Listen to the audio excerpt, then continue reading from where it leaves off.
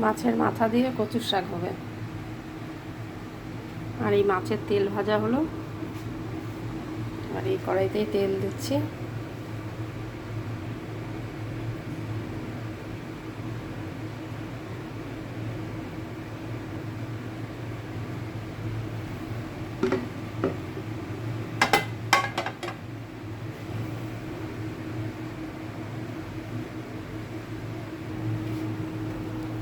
এটা হচ্ছে ইলিশ মাছের মাথা।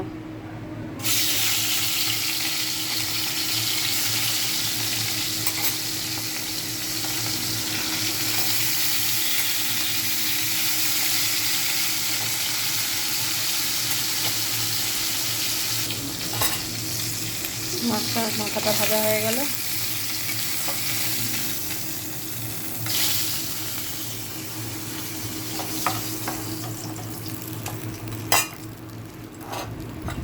মাথাটা ভাজা হয়ে গেল।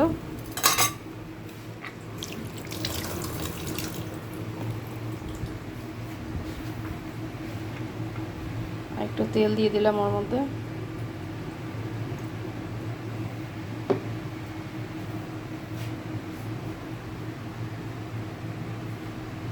এবার দুটো শুকনো লঙ্কা ফোড়ন দিয়ে দিলাম, আর দিলাম একটু গোটা জিরে।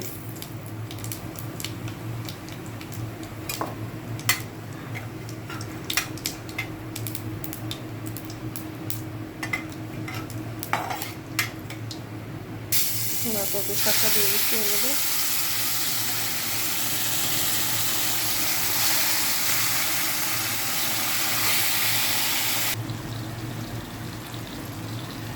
এর মধ্যে এবার দিচ্ছি স্বাদ মতো লবণ। লবণটা আমি সিদ্ধ করার সময় কিছুটা দিয়েছিলাম, তাই জন্য অল্প করেই দিলাম। আর দিচ্ছি হলুদ।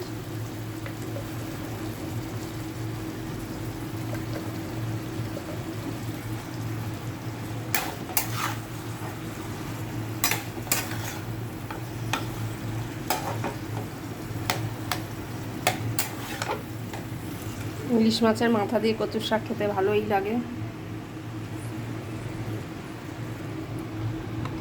সামান্য একটুখানি জিরের গুঁড়ো দিলাম,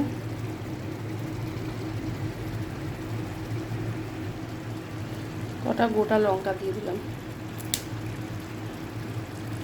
একটু ফাটিয়ে দিলাম।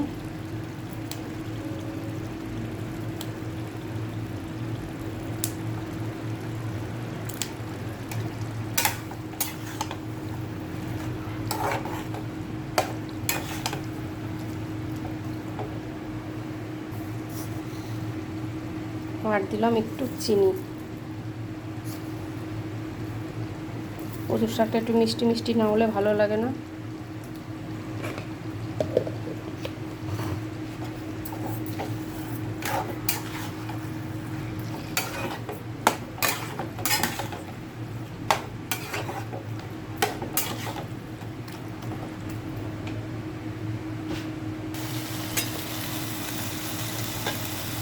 মাছের মাথাগুলো দিয়ে দিলাম।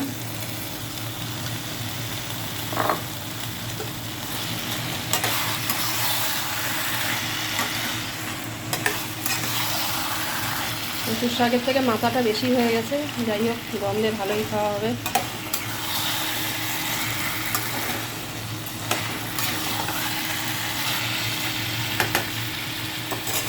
একদিন বাড়িতে করে দেখবেন আমি যে যে রেসিপি দিয়ে দিলাম।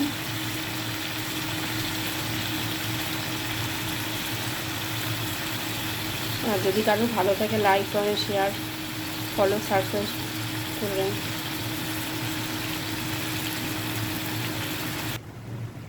প্রায় হয়েই এসছে। এবার যত টানানো হয় কচু শাকটা খেতে তত টেস্ট হয়, এই জন্য একটু টানিয়ে নিই।